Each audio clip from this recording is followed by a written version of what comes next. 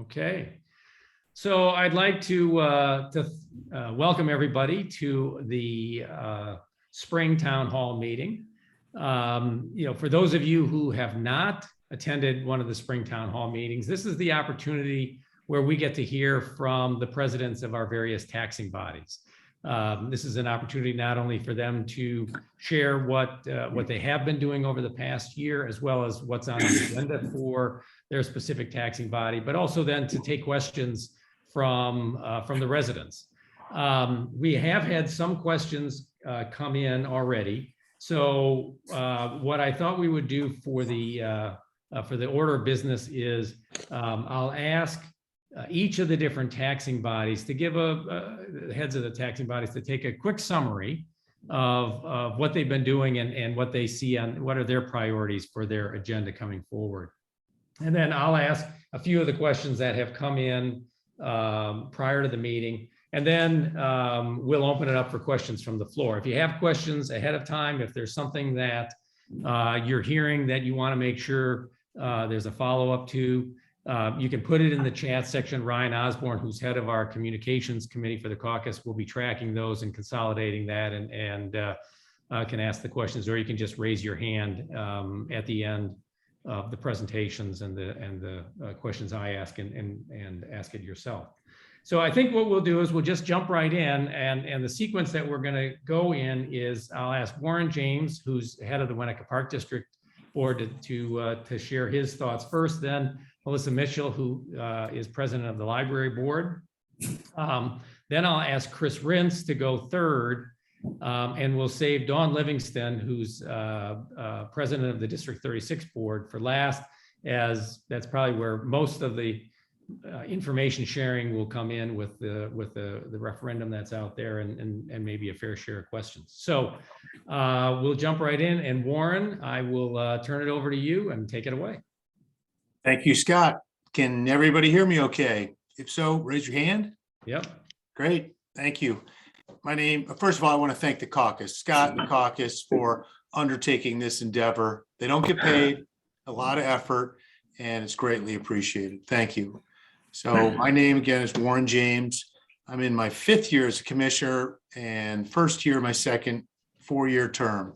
And I'm currently the president of the Winnetka Park District. I am very proud to serve with 6 other dedicated commissioners and have the privilege to work with a very dedicated, terrific staff.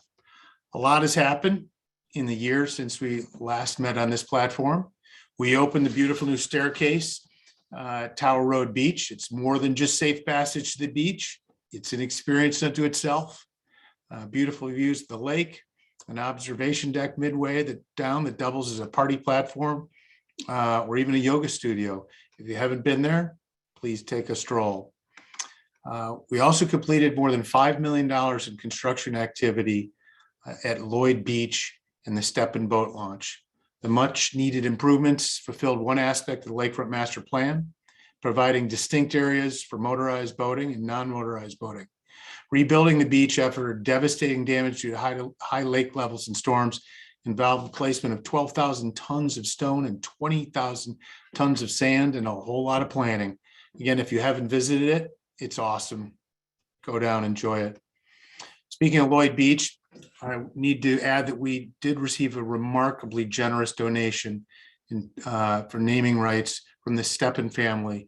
And if you haven't talked to members of this Steppen family about their memories and their enjoyment of Lloyd Beach, please do so. There's great stories, and it inspired them to give back to their community. Also, in the past year, the Park District provided temporary home for the Winnetka Music Festival due to COVID. Thanks to the Hailers, Scott Meyers, and so many other wonderful community volunteers to bring Emerge Winnetka to the Skokie playfields. Next year, it'll be back in the streets, but we were happy to provide that venue. Fall Fest included an amazing fireworks display. And again, another adjustment due to COVID, but it capped an extraordinary day and provided a most memorable September evening. And despite the challenges of COVID, our incredibly competent, capable, and dedicated staff provided an extraordinary array of programs and activities while managing major capital improvement projects. And the results The financial results were nothing short of spectacular, well below our operating expenses and well above our projected revenues due to tremendous use of the golf course, the parks, and the programs. We were close to $2 million better than budget. So great job to our staff and our team. And if you can believe it or not, 2022 looks to be even busier with the commencement of the major stormwater improvement project and the lakefront improvements at Elder and Centennial. We've been working in very close cooperation with the village on the stormwater project. Several years ago, the Park District, D36, and New Trier entered into intergovernmental agreements to set the blueprint for success for the project. And all credit belongs to Chris and the village staff who've worked tirelessly and navigated unbelievably complex challenge to craft a win-win solution for the stormwater issues that have plagued Winnetka for generations. While the stormwater improvements will by necessity cause temporary closures to the Crow Island Woods, Little Duke, the par 3, and the 18-hole course, we will emerge with vastly improved facilities. And in the case of the golf courses, much greater playability by virtue of the stormwater improvements. We expect the par 3 course to close in June of this year and the 18-hole course to be closed in November. These will be offline for 2 years. The first year for the improvements and the second year to regrow the turf. But in the end, we're going to have much less flooding in southwest Winnetka and vastly improved golf courses. The other headliner of 2022 is, of course, the further implementation of the Winnetka Waterfront 2030 Master Plan. We're presently awaiting the issuance of the necessary permits to begin the proposed improvements to Elder and Centennial Park. And for details, please do visit our website. There's a video on there that goes into great detail about all the improvements, very easy to visualize. And in the next few days, we will be posting all of the permit plans and correspondence with the IDNR and the Army Corps for those of you who really want to understand the complexity of the plan. One key item to note is our ongoing effort to meet the desires of our dog owners and their four-footed friends. In response to an outpouring of interest in August of 21, we formed a special committee, including 2 park commissioners, citizen volunteers, and even a village liaison by the name of Chris Rintz to develop specific plans. Working in collaboration with the village, we've identified 2 sites for off-leash dog parks.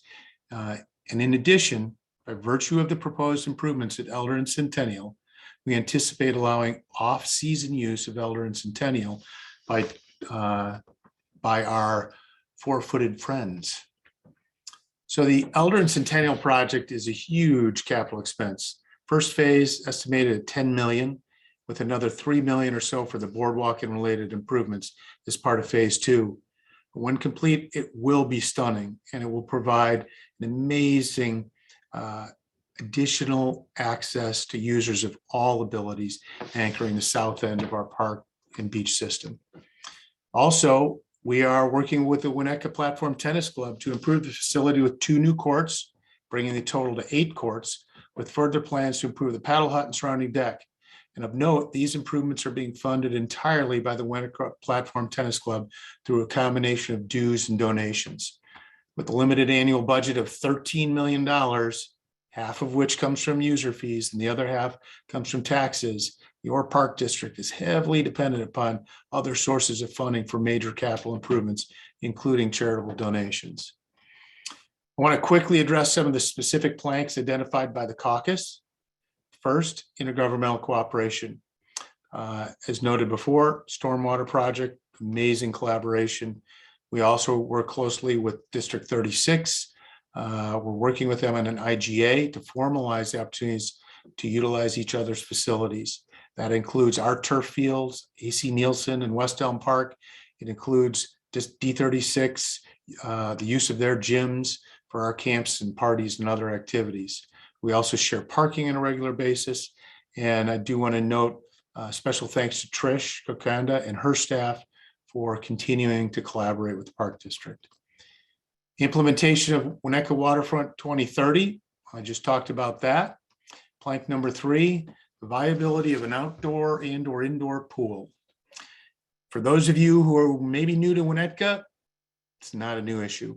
It was studied most recently, a little more than 10 years ago. And we've read the survey results and understand that there's renewed interest, but candidly, many of the same impediments remain. Competition for limited capital, the imperative of properly budgeting for ongoing maintenance and operating expenses in a landlocked community with limited open space, in addition to having access to the lake. I'll be candid, the outdoor pool remains a heavy lift. It's probably most useful to start by revisiting some of the findings from the previous efforts and going from there. Regarding the dog beach and dog park, as previously noted, we're actively addressing the need for spaces for off-leash dogs and their owners. And finally, regarding open dialogue, we host at least 22 meetings each year, and they're all welcome to the public. We are aware of and understand the initiatives that people would like to see us pursue, including the Green Bay Trail, pickleball, outdoor dining, basketball, and other park maintenance and cleanliness objectives. All of these are on our list, but we also have a more extensive list of desired capital improvements. So we ask for your continued cooperation and participation, as got a lot of dedicated public servants willing to address your needs. Thank you. Very good. Thanks, Warren. And we'll, as I said, we'll come back to questions after we get through the various presentations. And Melissa, we'll switch over to the library next, and maybe you can bring folks up to speed there. Great. Thanks, Scott. I will echo what Warren said. Just thank you for putting this together. I know there's a lot of work that goes into it, hosting us. It's great to get everybody together so that we can all hear from each other and what's going on in the village. Since our last town hall, the library has finalized and implemented our strategic plan that will guide the library over the next 3 years and ready us for the future beyond that. As part of that plan, we have 3 areas of focus. The first is service, which includes in-person services, things like story time, book clubs, looking at implementing or putting together a library of things so that you can borrow things like a projector for a backyard movie night. So that is something that we're working on. Virtual services. This actually covers off on planks 2 and 4 from the caucus last year, which are continuing to publicize, promote, and explain how patrons can borrow ebooks, audiobooks, newspaper, magazines, etc., from the library by downloading them. And then also continuing use of email and social media to publicize, promote, and educate library patrons about available materials and programs. So just calling out that that is something that we are focused on and are working towards as part of our strategic plan. And then also community engagement, which is just something that's important to us to engage with the community. Next is institutional. So that is looking at our evaluating our spaces and our communication strategies to make sure that we are best aligning our resources that we have available to best serve the community in what we are trying to do within our buildings and digitally. Also looking at evaluating our use of facilities. So beyond just evaluating the spaces, but how are we using them? How can we best be using them? We are currently doing a facilities evaluation that kicked off last month. We talked about it a little bit at our board meeting, and we'll be talking about it a little bit more at our board meeting this coming Monday. And then looking at our brand development. So we're currently working on a rebrand and a new website for the library to make things more accessible and even more clear and available to our community members. And then our third area of focus within our strategic plan is organizational. So this is looking at things like staff growth and development to make sure that they are continuing to grow and learn and best serve the community. And that's a way that helps us to retain great staff, is continuing to help them grow in their career. Also looking at innovation within our culture. So how are we moving forward with what it is that people are doing and people are looking for? There's a lot more use of digital resources now. So how do we continue to move forward into the future with the community and the way that the community wants us to? And then finally, looking at productivity tools. These are resources for staff, again, to help retain staff, to help them be efficient. One tool that we've recently put in place after adopting the strategic plan is called Basecamp. And this is a project management tool that the team is able to use. So those are our big components of our strategic plan at a really high, really quick level to kind of give everybody the rundown of what it is that we're looking to focus on over the next 3 years. We're obviously open to feedback from the community to help shape this as we move forward, because we don't know what things are going to look like 3 years from now. 2 years ago, I probably couldn't have told you we'd be sitting here like this today. So those will evolve slightly as needed within the community, but those are sort of the big picture that we're looking at right now. And in addition to our strategic plan, library staff has been hard at work on implementing the caucus planks. So I talked a little bit about a couple of them.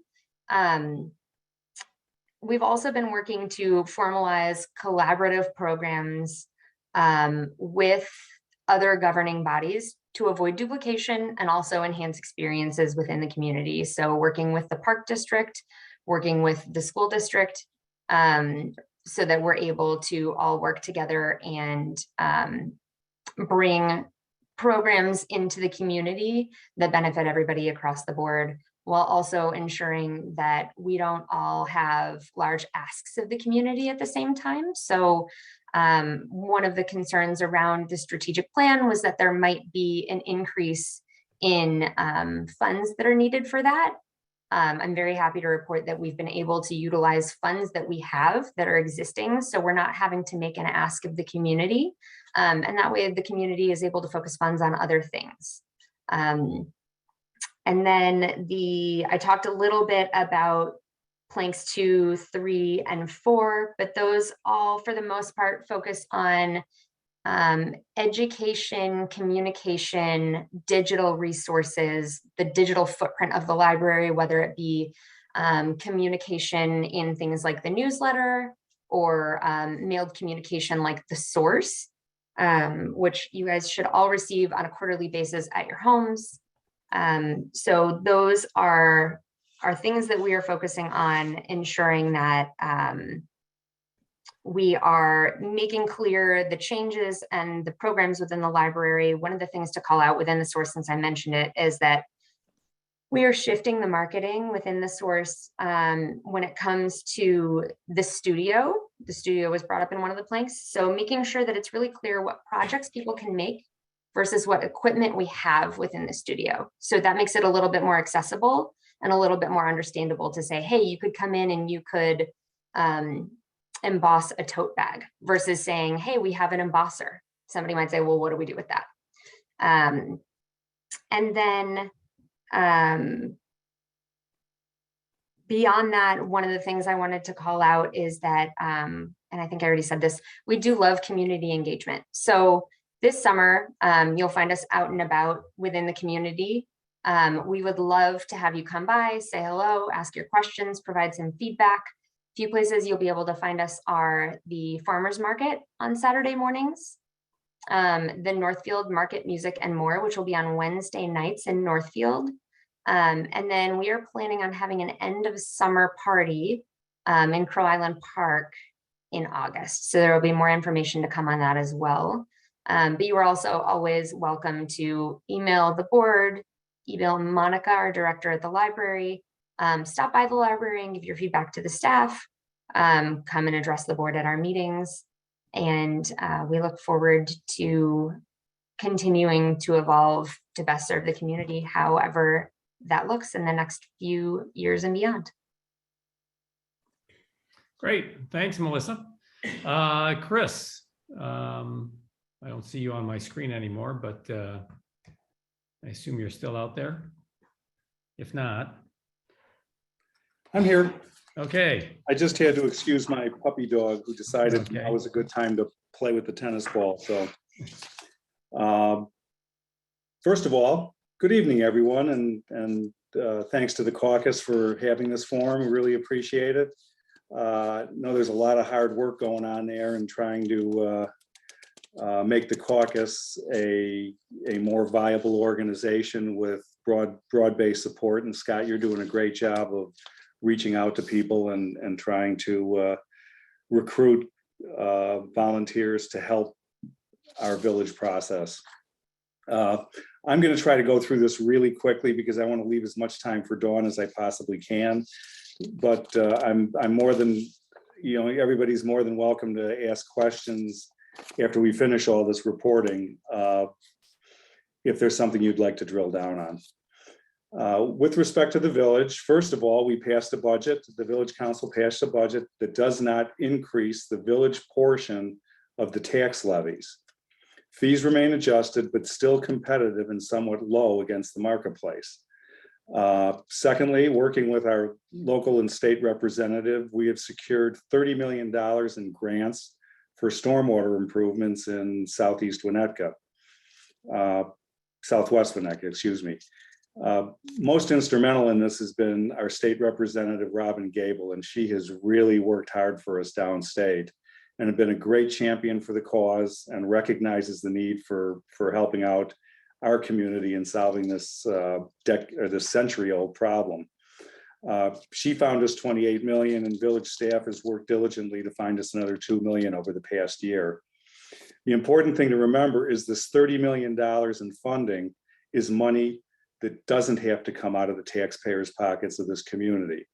Yes, we all pay taxes downstate, but the good news is at least some of it's coming back home here and finding important places to help modernize our village. Speaking to intergovernmental collaboration, I think we're all saying the same thing here. The local partnership of the Park District, D36, New Trier High School, and the village.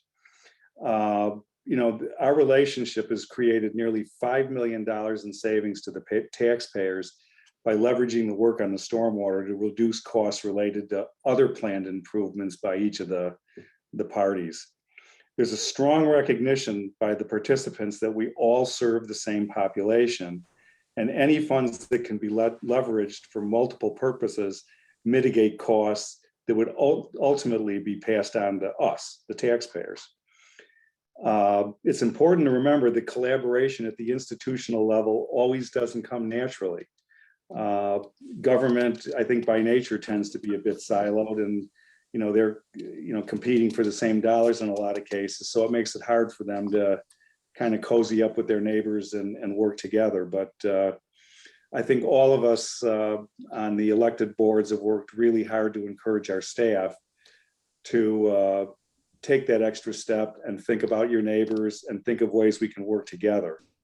It's a huge commitment of time, resources, and open communication to keep these conversations going, and changing culture doesn't happen overnight. We've all made solid progress on changing the ways we do business and the way we think about implementing new strategies. As Warren mentioned, the village is working closely with the Winnetka Park District to relocate the current dog beach over to a piece of village-owned beach at the Tower Road facility. And we're also continuing to collaborate on an off-beach dog park over on the landfill. Some good news, the development process that our village council worked on and debated has brought forth its first success, and the village council approved a new condo development on Green Bay Road recently. Went through that process. There is that it was a good process. It was thoughtful. It was informative, but it was. Hey, Chris, you're kind of breaking up a little bit. I don't know. I've heard that the Rintz family kind of lives in a dead zone here in Winnetka. Thanks, Scott. Are you back, Chris? Am I here? Oh, there you go. Okay. You kind of broke up a little bit so after you were talking about the condo development, and you kind of broke up. Next, I gotta get Dawn on. Later this spring, we will begin work on the first phase of stormwater, a groundbreaking ceremony planned Just leave it out. It'll get better. pending testing and Chris, sorry to interrupt you. Try turning off your camera for a second. I think maybe that's Kitty has a good tip in the chat. I think it's eating up your bandwidth. Try turning off your camera and see how that does. You were talking about the groundbreaking, and then you broke up. Okay, he may be frozen. You hear me now? You're still, yeah, try it again. Try it and then we'll move on to Dawn, just in terms of real briefly the groundbreaking, and then we'll go on. We have a groundbreaking plan for June 13th. Sorry, the Comcast inability to provide me with reliable internet service. Go ahead and take it. I've got another. Okay. You may want to turn your camera off, and then we'll come back to you during the question period. I'm sure there'll be some questions for the village, Chris. So, all right, Dawn, we're going to hand it over to you and for an update on District 36. Because I'm not sure I can live up to all the buildup that's been going on here, but I'll take a few minutes to tell you about the last 12 months, a few minutes to tell you about where we're going in the next 12 months. We have 5 platform planks that I'd like to sort of tell you how we're responding to. And then we received a number of questions, so I'm hoping to get through some of those as well. Also happy to take questions further on. So frankly, the last 12 months have been about responding and evolving to the changing dynamics of the pandemic.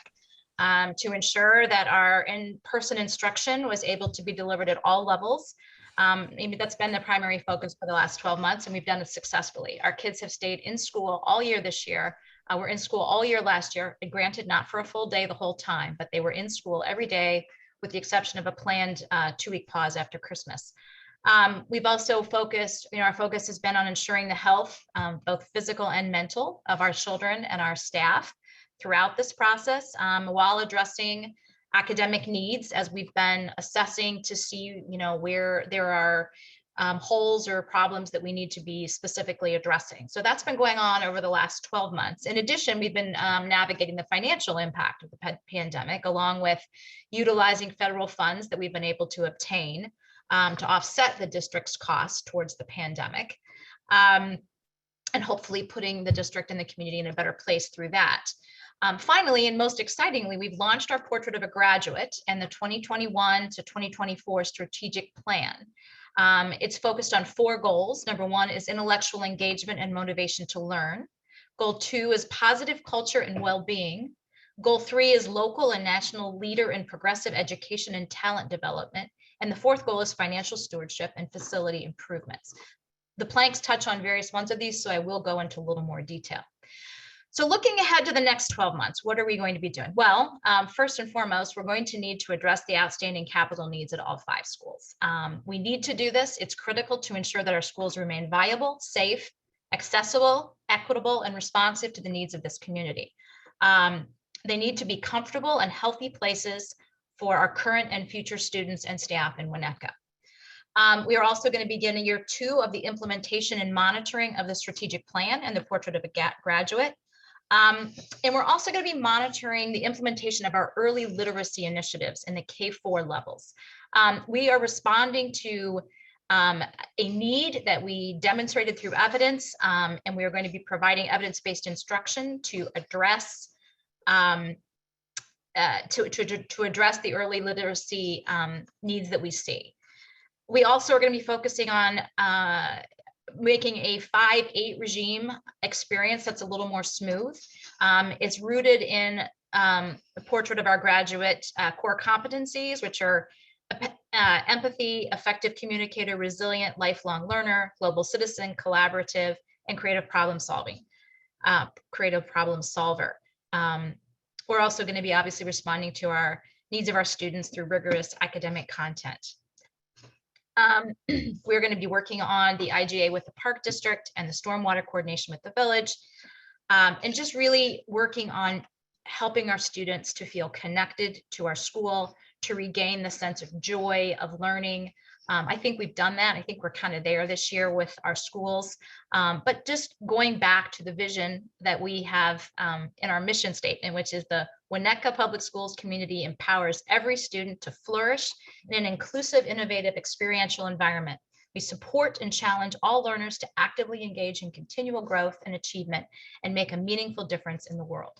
So that's sort of where we're hoping to go. One note, and I'm going to have to say this is a sad note, we will be doing it with the new superintendent. Dr. Cassandra told us last night that she's moving on. It is heartbreaking because she has been a huge asset to this district. She has, however, set us up very, very well with an amazing leadership team. So we are well positioned to weather this. It is time for her, I guess, to try some new and exciting things. So we will, unfortunately, be not working with Dr. Cassandra after this school year, but we wish her well. She's got some interesting things she's going to go do, and I can't really share those, but I think it is going to be an exciting move for her. And like I said, while we are sad to see her go, she has left us in a very good place, and we feel very confident that we have all that we need to continue on with all of our goals. So from there, I will go on to the planks. The first one is dealing with board cooperation. You've already heard a little bit about that from Warren. We do have the IGA that we're working on. The stormwater project was a really great thing. We were all able to come together for the benefit of the community. The capital project, which I'm going to talk about in a little bit, we've worked with the Park District to make sure that they'll be able to utilize, and the community will be able to utilize the spaces that we will be adding on. But I don't want to dodge. I think this question is quite a bit about the tax impact of the districts, and I know that that's hard to address.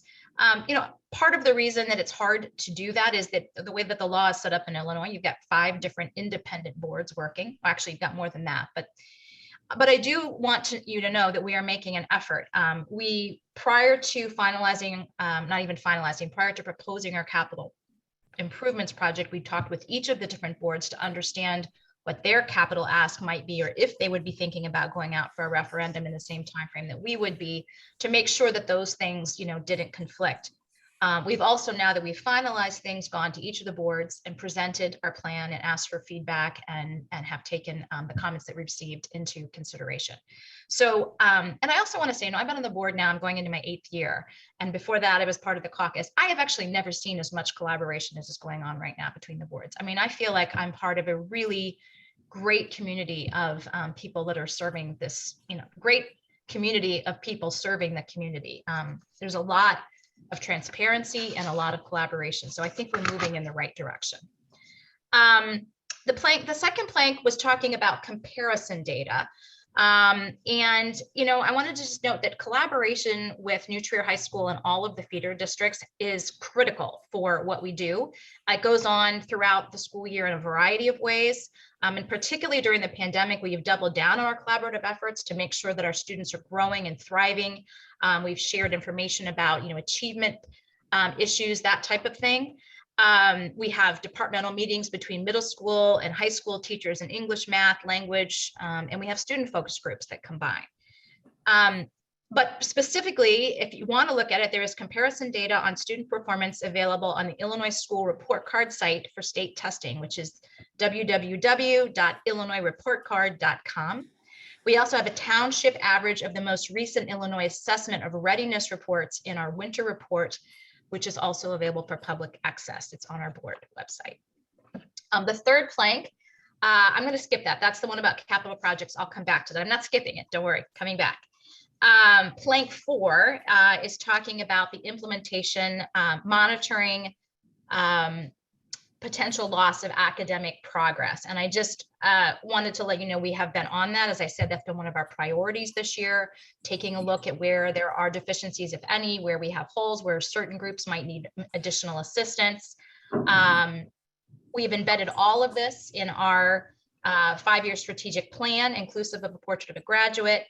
In addition, our teachers at each grade level since spring of 2020 have regularly collaborated across the district to prioritize most important curricular topics, monitor progress, and modify instruction as needed to ensure the kids are prepared for the next grade level. And I just wanted to note, because I know a lot of people have been concerned about this, our academic performance on a state, we didn't see a deficit. Our kids on a state and national levels continue to perform between the 90th and the 99th percentile nationally. That's this year, that's last year, that's even through the pandemic. So just note what we did, it's working. And just to further on that, so belonging and connection were the themes that we launched our school year with. It was accompanied by a full day of instruction for students. We also now have clubs again, activities again. We're hosting parent events again, just rebuilding that sense of community that was a little less apparent during the pandemic. We're, as I said, a priority is monitoring mental health and well-being, both formally and through daily practice. We're also the first school district in the country to partner with Search Inside Yourself, which is based on Google's research to ensure that staff are all trained in SEL practices, social emotional learning practices, for both adults and for students. We also have been focused in one area we have seen some is early literacy, or the early literacy piece for the youngest kids is an area that we did see the pandemic have an impact, and we are focusing on that. We are going to be adopting explicit phonemic awareness and phonics instructions. It's been a key part of our teaching this year, and it's going to continue to be built upon. But generally, we have celebrated a really strong progress over the course of this year.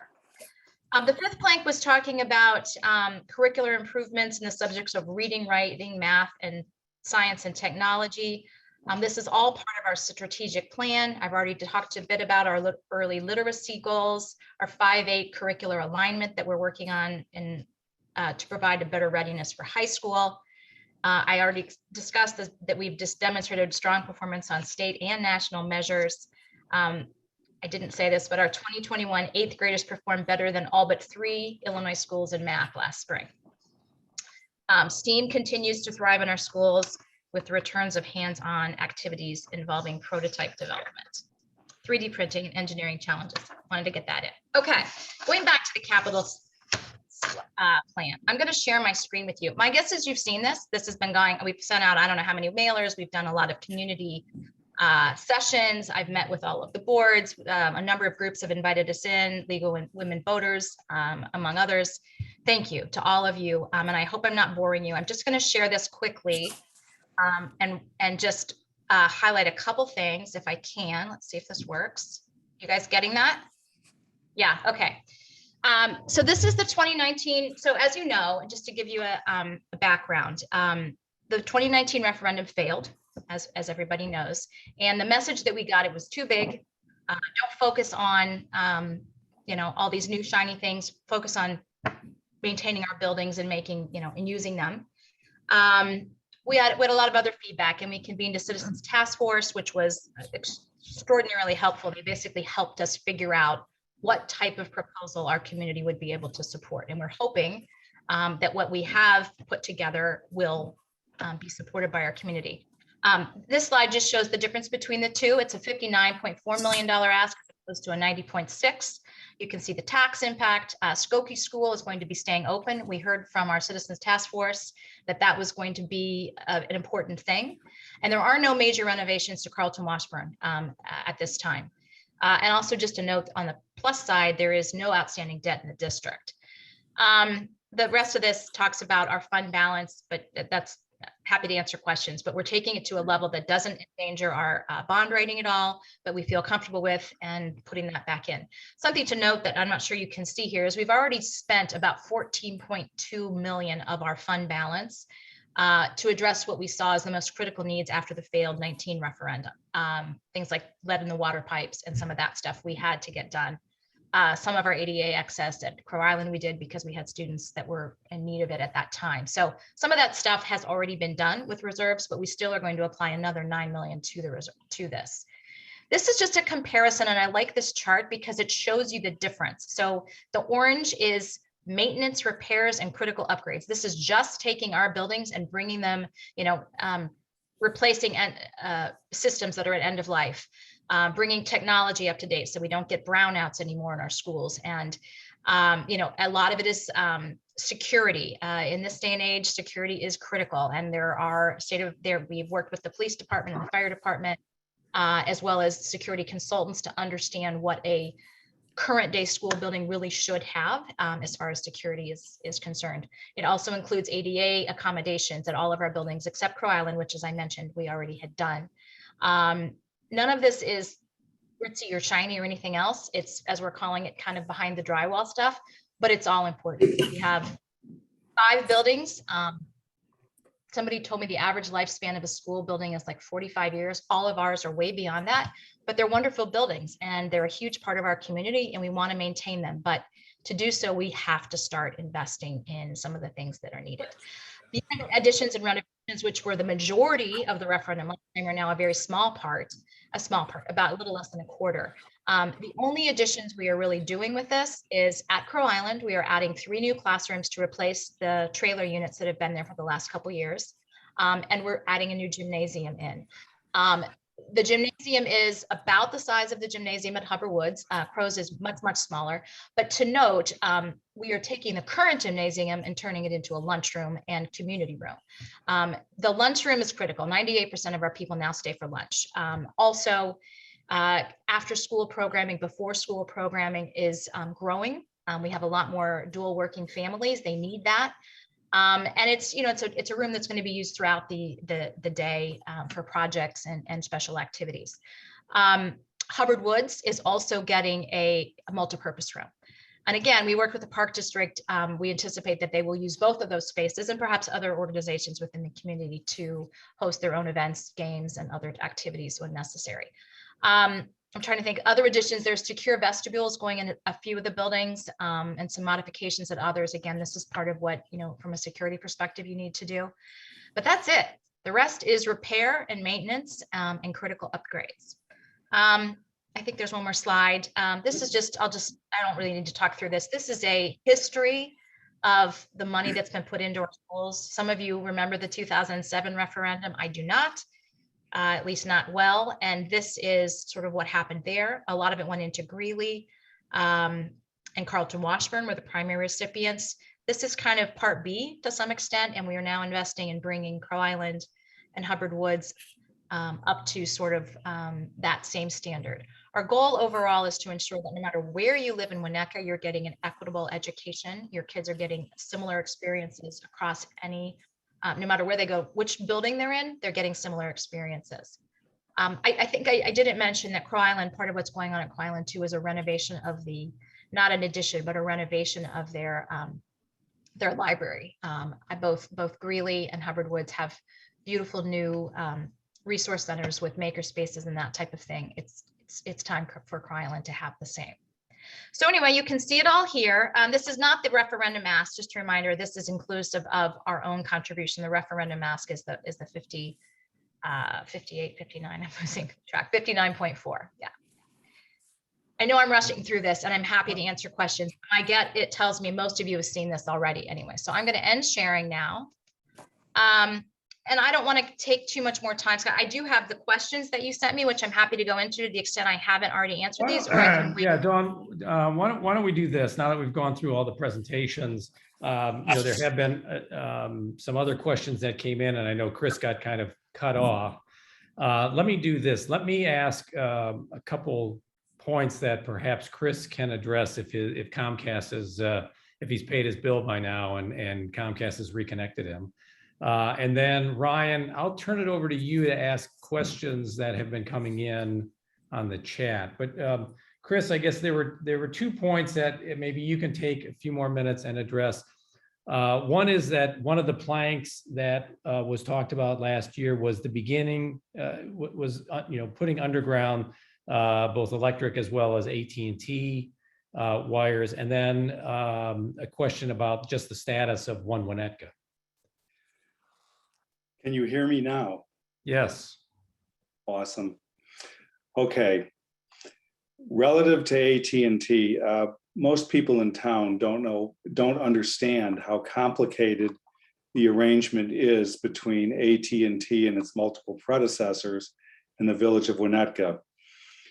we're dealing with an agreement that's nearly a century old at this point, in which we established co-ownership of all of the poles and the rights to hang our utilities on those poles, along with, oh God, at the time, I think it might have been Illinois Bell or even before that. So, and that ownership runs forth to today. I mean, both the village and AT&T own the poles collaboratively.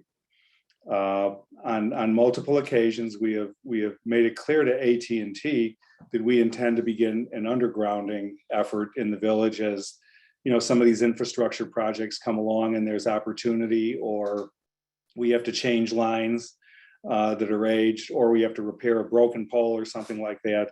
And AT&T has been fairly obstinate in their willingness to participate with us, suggesting that the only way they would ever get off the poles is that if our community would foot the bill for the undergrounding, which is, you know, in the tens, almost $100 million when you look at the entire system. It is an insane amount of money that they would expect us to pay just for the privilege of removing our own wires from the ground. On several occasions, we've reached out to them and indicated our desire to do this. They've come back and said, basically, to go pound sand. Okay. We simply can't compel them through neighborly negotiations to get off the poles and get underground. Many people, many village presidents before me have been kind of looking at the same situation. And, you know, there's a fine line between making a good judgment and leading your community down a path that might not bear fruit. Because remember, any sort of litigation is going to be paid for by our tax dollars. So we've recently, within the last couple of months, we've made another demand on AT&T to remove, I think, 56 poles from inventory, and that we're preparing to underground, and we're waiting for their response to that. Realistically, if we ever want to take control of our future relative to our above ground infrastructure, you know, litigation may be part of that solution. Clearly, it's something we would like to avoid, and clearly, it's nothing we take lightly, especially in this case when we're dealing with our money, not somebody else's. So that's where we stand. You know, the demand has been made again. We're waiting for another response for them, and if they come back with a negative response, then it's up to us to basically take the next move and decide if we're going to move this into the court system to see if we can find resolution. Did that all come through? Yeah, that did. Thanks, Chris. You want to touch on the 1 Winnetka status, and then I'll have Ryan ask a few questions that have come in, and we'll kind of, and if people want to ask questions, they can begin to raise hands, and we can go back and forth. But 1 Winnetka status, Chris? Sure. Just to update everybody, the developer's lender took the property back through foreclosure. So the property is now owned by Romspin, which is a Canadian investment group who provided David Trandell and Stone Street with the money to bring the project to the point we see it today. They've indicated a desire to work with a couple of developers, and actually they appeared before Village Council, I want to say late last year, and brought a 5-story program to the table. Several members on Village Council expressed their concern with that it might be a non-starter, and told them if they really wanted to be a good neighbor and work with the village, that they would have to come back with something less.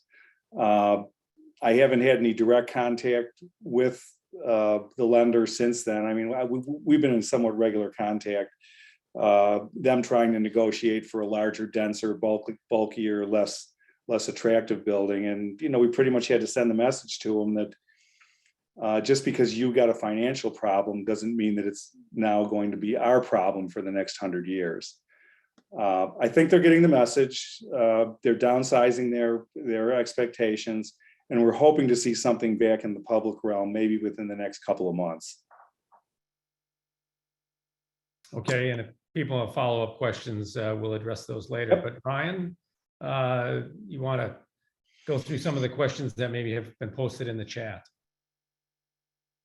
Sure. We have 104 people in the chat, so thanks again to everybody for attending and for your time. I've done my best here to collate some questions. We have already started with the telephone polls and the one Winnetka. A couple more for Chris.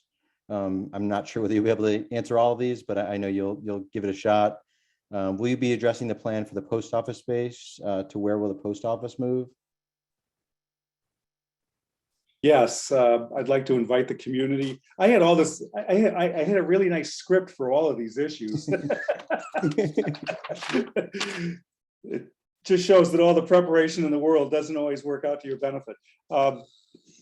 Yes, on May 5th, Thursday, May 5th, I will be presenting a concept to the village council and the community for a potential use for that site. And I'm inviting everybody to come on over to Village Hall, share your thoughts and ideas, and I'll put forth what I've synthesized over my 12 years of experience with this particular property. And to where will the post office move? I've been talking with a couple of landlords who have a high interest in bringing the post office into their buildings. The post office is committed, and I think by charter they have to have a retail outlet in our community. And we've been talking with them as we go through this process, trying to help them identify good sites that could potentially fit their needs. Great, thanks for that. Maybe this was just relevant because of your service tonight, but Comcast provides spotty tech support in dealing with their customer service is a torturous experience. Can the village help deal with alternatives or getting Comcast to change for the better? I just went on a 5-minute diatribe about AT&T. Yep. Okay, so a couple other quick ones, and I don't know whether these are for village focused, but if anyone else wants to chime in, any updates around composting? Does anyone have the latest information around composting or best practices? Yeah, village staff is working on a new arrangement for composting in the commercial districts, which would involve all the restaurants through a private service. And Rob Bahan will be rolling that out probably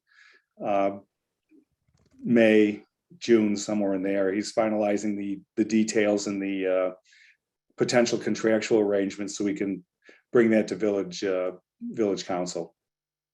Any further conversation, Chris, about providing composting to residents? Well, right now we've made the service available through Lakeshore Recycling, and we are going to continue to have conversations on the composting issue. Understand that a lot of these issues are being addressed or visioned in the 2040 comprehensive plan. And so some of these items, we're kind of putting a pin in the conversation until we can get some good direction from the comp plan as to where the community sees these things going. Okay. Great. Last one for the village here.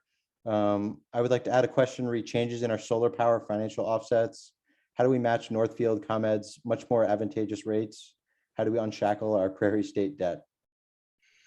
Okay, first of all, every year, our Director of Water and Electric, Brian Keys, performs a comparison as part of his budget presentation on an annual basis.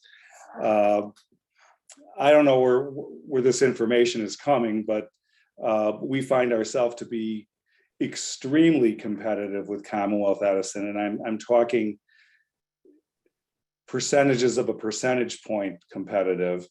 And it's important to note that the village of Winnetka does not get the advantage of a $700 million annual subsidy from the state of Illinois like Commonwealth Edison does. So we're holding our own and remaining extremely competitive in the power game. without getting the state subsidies that our larger neighbors are enjoying. And relative to the Prairie State debt, I don't even know how to respond to that. I mean, we made a commitment in 2007, I believe it was, might have even before then, to become part of IMEA and to finance our portion of our prorated portion of that facility back before these issues had really come to the fore as being critical. It would be financially irresponsible for us to try to cut ties with IMEA before our contract ends in 2035. Great. And I just Thank want to you, Chris. remind people, I know, Ryan's going to continue to kind of go through these questions, but if people do have questions they want to ask or a follow-up, raise your hand and we'll call on you. Go ahead, Ryan. That last question was Brad McLean. So Brad, if you wanted to follow up, please let me know. I'll take a pause. Next up, I was going to. I'm sad. I know there's been some discussion from the Go Green, Winnetka Go Green will met about how to wean ourselves, if there's an opportunity to wean ourselves. So Chris, I know where you're coming from. Yes, we're tied into it. We have that commitment, but at the same time, it's a big coal burner. And as we are trying to firmly plant ourselves as a village that embraces trees and embraces solar, there's some challenges ahead. So we'll work our way through it, but I get the obstacles that you're describing. Great. Thanks, Brad. Thanks, Brad, for the question. Moving on to Warren and Parks. The golf announcements, I think the caucus had heard. Have there been any arrangements with neighboring communities around any deals or opportunities for courses while ours is closed? I think that's this question. We're still working on reciprocal agreements. Obviously, they welcome public play at the numerous public golf courses, Wilmette, Glenview, Glencoe, all have opportunities, and even Canal Shores. So yeah, we will continue to look for reciprocal or more favorable pricing options for our residents while we're down. And you want me to jump to the dog beach, repeat the update? Sure, yeah, as you know, you have some active dog. Go ahead. Included in the Lakefront Master Plan was, in the event we were able to combine Elder and Centennial, which is made possible by virtue of the exchange agreement, we would seek to find alternate locations to accommodate dogs. We were addressed, the Park District was addressed by a group of very interested residents last August. We formed a committee. That committee is working in close connection with the village, and the village has already identified 2 very specific sites for off-leash dog parks. One that was contemplated back when in the back several years ago, being on the old municipal yard south of Willow, west of Hibbert. The second now is at the south end of Tower on village-owned property adjacent to the village pier. Many people might not realize that a good portion of the Tower Road beach is owned by the village, and it's leased or licensed to the Park District for use as a beach.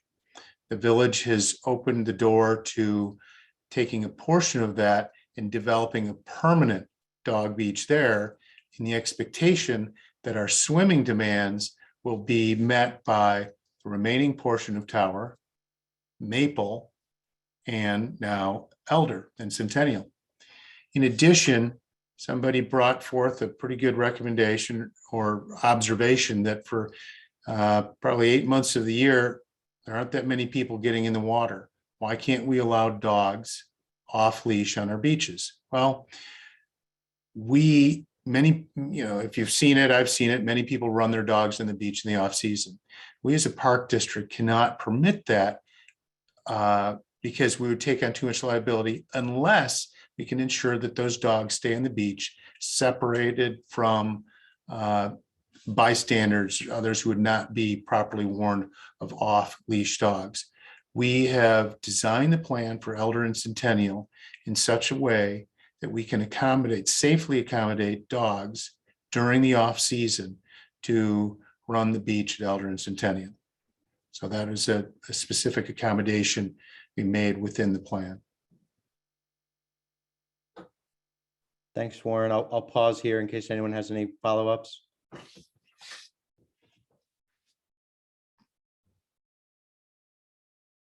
We can move on to schools. Some questions for Dawn here that I will do my best to read through. Many young families moved up from the city during the pandemic, helping to reverse the enrollment declines that were prompting consolidation and rebalancing discussions across D36. While nobody can predict the future, what is the latest outlook on how full we expect our grade schools to be in the years ahead? And do we foresee any capacity issues, or are we simply less worried about inefficiencies than we were headed into the pandemic? Sure. Okay. Well, the pandemic has added a key factor in sort of forecasting, and the new data really isn't available yet. However, enrollment was predicted to stabilize right around 1,600 when we did the 2019 survey. I'm sorry, the projections from 2019, and we remained within 4% of that. We are projected to have stagnant enrollment for 22-23. So we are sort of there at the moment where we thought we would be. We may revisit a demographic study in the future, but right now it's a little wonky because of the pandemic. We do know some other things, just, our inventory in the housing market is very, very low. When something comes on, it sells very quickly. And we don't know if this is a long-term trend, or if this is just our pipeline is filling sooner. So we're kind of having to wait and see. But right now, year over year in Illinois, enrollment is down 3.5% across the state. We've remained pretty stable. And the redistricting plan has helped the district to achieve a better balance between the 3 elementary schools. So we are much more equally balanced now. So the schools are going to kind of rise and fall together, as opposed to one going way up and one way down. But right now we're looking at sort of stagnant enrollment. Do you want to read the second one? Or you want me to just go on there? I think go ahead, go for it. If you can see it, go for it. Okay. Says the schools have seen an increase in the number of kids requiring early literacy and interventions, additional literacy support. What do we think is driving this, and how is the district thinking about balancing investments in literacy versus STEAM in the years ahead? Well, again, the pandemic certainly impacted the way in which our earliest learners experience school, which impacts the child's exposure to language and social communication. Speech and language development are both closely tied to literacy. So we've consequently increased our resources dedicated to providing intervention in the area of early literacy, as I talked about a little earlier. It's directly in response to the needs we've seen as a result of the pandemic. As far as balancing with STEAM, we remain committed to a robust science and science, engineering, the whole thing. I always forget what they all stand for. But we've done a number of things. We're kind of been on the forefront, frankly, with integrated STEAM experiences, starting in kindergarten, extending all the way to sort of very sophisticated projects that our older students are involved in, solving real world problems, using virtual simulations, prototype development, and engineering challenges. We have turned our traditional libraries into maker spaces. Now there's still a library component, but there's the makerspace component, which is all about, science STEAM initiatives. We really shifted. So we received data that we needed to focus on early literacy, and we have shifted some. So I think there was a question that came in earlier. I don't see it on here about why we chose to eliminate the science facilitators in the grade schools. We didn't eliminate them at Skokie and Washburn. And we didn't eliminate them, we just reallocated them. The data was showing that we really needed to focus our resources right now was in early literacy and reading intervention for our youngest learners. So we reallocated the 1.5 full-time employees dedicated to K4 science facilitators to 1.5 full-time employees now that are reading specialists. And I think it's also worth noting that our science facilitators were instrumental in helping our teachers implement a revised science curriculum in 2016. But we are now at a point where our teachers are positioned to continue teaching the 3 science units at each grade level, K through 4, with fidelity on their own. And we also will continue to provide them with support, but in materials and resources and that type of thing. But we don't see as great a need for the science facilitators in the lower levels right now as we do the reading facilitators. Next question about the sophomores bringing home permission slips to participate in sexually explicit discussions. How young is the district targeting students for these types of discussions? Okay, so we aren't targeting, I guess, let me tell you a little bit about our program. So we comply with state guidelines on sexual health instruction. That's what we do.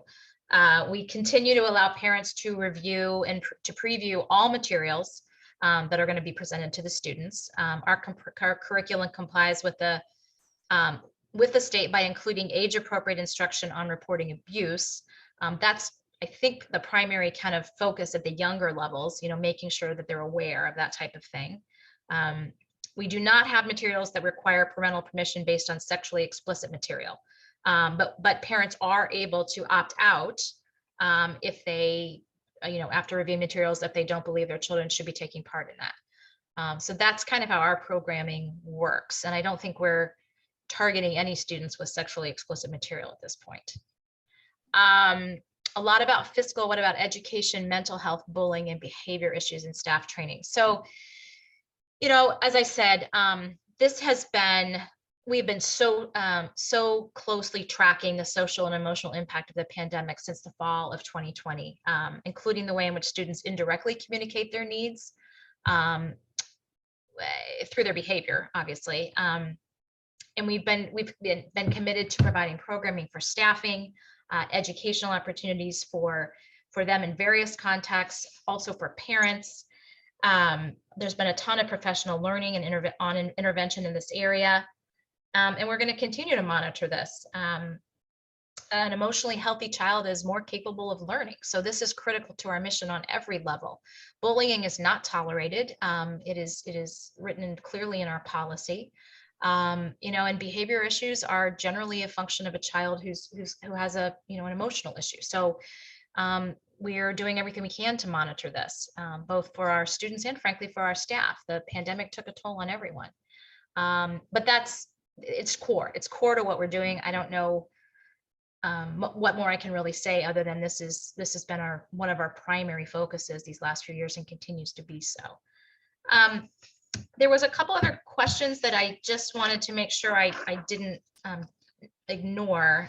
Maybe I have answered them. The only one that maybe I haven't yet is talking about, somebody asked about federal funding we would have received for the HVAC systems, and would that come out of what we would be asked for? And I just wanted to clarify, we received a total of $1.3 million in CARES Act and FEMA funding over fiscal 21 to 23.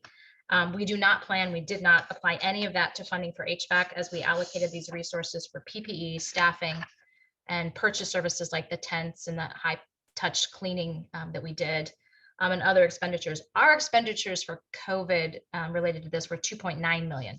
So the federal funding actually only covered less than half. We are continuing to monitor grants. We're going out for, you know, anytime we see something we might be able to get, we're going for it. But just the HVAC piece to do all the schools. And this was another question, is absolutely, this is not just air conditioning, this is air systems. And it is I think people were thinking about the pandemic and air quality. This is air quality as well as, you know, all the other things. So these are new systems to provide better air quality at all temperatures for our students. But the piece that's that in all of our schools is about an $18 million price tag. So you can get a sense that the $1.3 million in CARES Act funding isn't really going to do a lot for us. And I hope I've answered the other questions that people sent in one way or another. Well, yeah, why don't we just, you know, before we leave District 36, you know, I know there's a library question here. If anybody does have a question for Dawn, you know, don't feel like you have to raise your hand. You know, we're not getting a lot of people shouting out questions, so you can just unmute yourself and ask a question here. As you were speaking, we got the email of Dr. Kasenda's news, so thanks to her, and but reading that email as you speak. Okay. All right, if there's not any other questions for Dawn on District 36, I am seeing, Ryan, that you've posted there, a question came in about the library. And Melissa, I don't know if you can address that question about the strategic plan. There was I think some fine tuning that was being done, and when that's going to be posted on the library website. Yep, so the full strategic plan is on the library website in the About section. I am sharing the link here in the chat. What I believe Philip is asking about is there was meant to be a more digestible, shorter sort of summarization of the full strategic plan. To be completely candid, I am the holdup. I have been sitting on reviewing that, not sitting on it, but I have had it for a little while to review, not to make an excuse, but I just went back to work from maternity leave and I've been a little overwhelmed. So I actually read over that today. The update should be coming on the website within about a week. So that will be available for everybody. But if you want to read the full strategic plan deck, it is available in the About section on the website. Okay, and Mark, I see you've got your hand raised. Yes, am I unmuted now? Yeah, you're unmuted. Yep. Yes, I have a series of questions on the strategic plan for Ms. Mitchell. Both Winnetka and Northfield are small communities, and combined, the total population is only 17,000 to 18,000. Only a fraction of whom actually use the library at all. And caucus surveys have repeatedly indicated that the public is very happy with the library. So first, given that the library has 8 full-time managers with literally decades of collective experience, Ms. Mitchell, can you please explain just why it's necessary or even desirable to spend more than $600,000 for the multiple surveys that are contemplated by the library's strategic plan now? If surveys are needed, aren't the library's full-time managers capable of surveying the field to see what's being done around the United States in terms of library innovation, and then selecting and presenting options and canvassing the Winnetka Northfield public themselves? Surely the Winnetka Northfield community cannot be so terribly unique in what it wants and or needs in its library. And in this endeavor, couldn't the library managers work with the caucus to develop any needed survey information and save the library and taxpayers the hundreds of thousands of dollars that are now projected to be spent? Second, it's clear from your financial statements that the library is absolutely flush with surplus taxpayer dollars. But query whether that money should be spent on something that, if it's actually needed at all, could easily be done in-house. And third and finally, what for me is the most troubling question of all: why was the option of doing strategic planning in-house never even raised, much less discussed, during the full year that the strategic plan concept was before the library board prior to being adopted last November 22nd? Isn't the planning envisaged by the strategic plan, which Director Dombrowski did with the very same outside consultant at a prior job, exactly what Director Dombrowski was hired to do in the first place? And everyone on this call, I want to emphasize, particularly with regard to this last point, that I do not say the things I've just said lightly.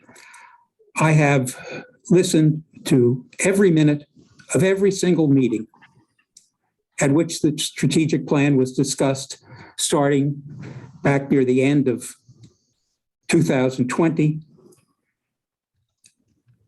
And in-house planning was never mentioned either by the library director, by Library Director Dombrowski, or by any board member at any time. Thank you. Thank you, Ms. Mitchell. Those are my questions. I hope you can address them. Sure, I will try to remember them all as I answer. I'll also try to keep it brief. So the first question about the $650,000 is something that we've addressed multiple times in board meetings, and I want to be very, very clear in front of this group of people. That $650,000 is not the fee for a consultant. That $650,000 is operating budget to be spent over the course of the next 3 years to implement the strategic plan. Those are all funds that the library will use for programs, for training, for staff, for things of that nature. It is not additional money that is being taxed. It is money that the library has. We were very cognizant of not wanting to increase the amount we were asking taxpayers to provide or to contribute. The second question about the library staff implementing and working the strategic plan, the library staff has been involved every step of the way from day one. They continue to be involved. It was the decision of the library board, not of Director Dombrowski, to bring in the consultant. And the library board chose the consultant from a selection of multiple people to get expertise at a very high level of somebody who does this across the country every day, so that while our library staff are experts in the space, we're getting an outside perspective from outside of our community to see what's going on across the country, to ensure that we're staying at the forefront of the evolution of library best practices. And I hear you that the community is satisfied with the library. From what I've seen in responses to the caucus, some people are and some people are not. And I think that most people can agree that in anything, whether it be business or your personal life, growth tends to be something that is a positive thing, hopefully, and that brings people, forward into a better space or to continue to evolve with the needs so that we're not being left behind. So that's the goal there. Things have evolved from where we don't just read physical books anymore. People now read books on phones or tablets or whatnot. That's an evolution that we've made over the years. And I don't know where we'll be in 3 to 5 years, but I want to continue, and the library wants to continue to evolve with technology so that we can best serve the community in the ways that we're being asked to do that. And I'm not sure if I answered all of your questions. I would only like to say that with regard to the fees, if people will read the version of the strategic plan that is currently available via the library website at page 28, it gives the cost, which is projected to be $650,000, of which fully $280,000 or 45% is for other, including consultants. Second, with respect to how the outside consultant was selected and chosen, I respectfully very much disagree with your characterization of what happened. And I think that if people will take the time to go back to the meetings at which another consultant was initially selected, I think at the February or March 2021 meeting, and then without explanation, the current consultant was brought in, and no mention was made at the succeeding library meeting of why the motion that had been passed at the previous meeting to go ahead with one consultant was suddenly off the table. Another consultant, the present consultant, was discussed, was chosen. Thank you very much. I hope that the people on this call will consider the points I've raised and do their own research, and feel free to call me if you have any questions. Thank you. Thanks, Mark. Bruce, I see that, Bruce Brandt, I see you have your hand raised. You want to unmute yourself and then ask your question? Yes, concerning schools, I know that it was mentioned that they tend to follow state guidelines on what they're presenting to our students. And I'm just wondering how much of the parents are being taken into consideration.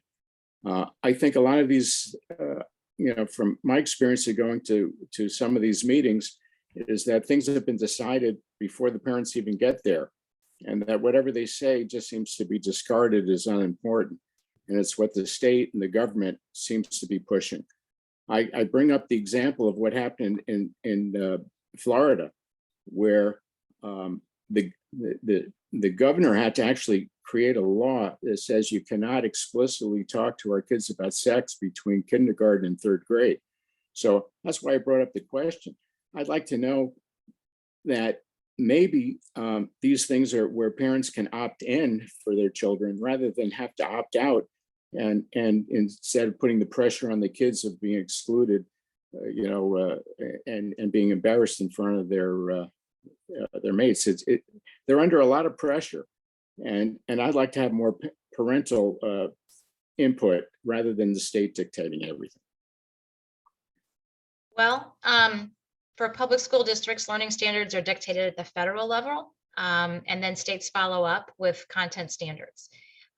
We have the ability to select curriculum resources to support these standards, but we don't really have the ability not to teach them. We invite parents. That needs to be changed. Well, it may, but that's not something a school board or a local school district is going to be able to do. No, we can vote for the representatives that will go by that. So there are things that can be done. It's a question of whether you want them done. Well, I totally agree with you. That is what a democratic society is about. You vote your representatives in or out, and that's what it's about. But at what we are able to do is to invite parents to participate, be aware of our curriculum. We do curriculum nights so that they are brought into it. We give volunteer opportunities for parents in our classrooms.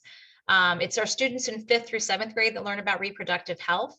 And we do it, we hope, in a way that is age appropriate. But we can't unilaterally decide we aren't going to teach this. It's just not an option for a public school in this state right now. That may change if we get different representatives, but that is the current law. Thank you, Dawn. All right, we are just about at the bottom of the hour. Lots of questions. Ryan, I think, has done a great job kind of continuing to post links to different websites for additional information, as well as the questions. Any last questions that anybody has for any of our taxing body representatives? Okay. Well, if not, I want to thank Warren and Melissa and Dawn and Chris for taking the time tonight, and for all of you for showing up and having, I think, a good dialogue. The caucus is beginning to work on the survey that will go out in June. So please, spread the word to your neighbors about that. That will give you an opportunity to voice your opinions that will then be taken into the platform. And then also, I want to remind people that this year, all 4 taxing bodies will be having either sitting representatives up for reslating, or we'll have people rolling off, leaving empty seats. So there will be a considerable effort later this summer and into the fall for finding candidates who have the energy and the passion and the and the capabilities to support the village across these different taxing bodies. So please keep that in mind as you talk to your neighbors. And I appreciate everybody coming out tonight, and have a good rest of the week. Thanks. Thanks, everyone. Thanks all.